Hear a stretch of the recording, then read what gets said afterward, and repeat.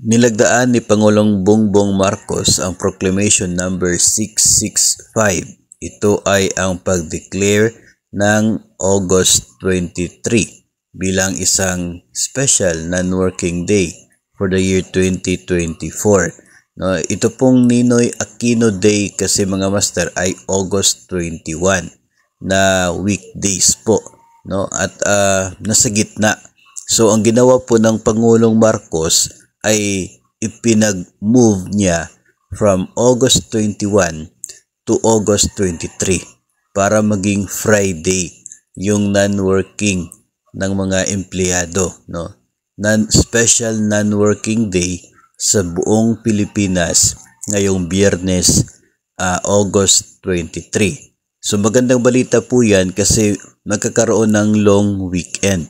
August 23 Biyernes, Ninoy Aquino Day, tapos nandyan po yung weekend ng Sabado at Linggo sa 24 at 25.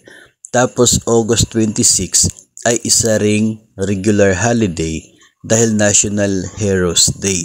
So 4 na araw yan sunod-sunod mga master ang magiging long weekend next week.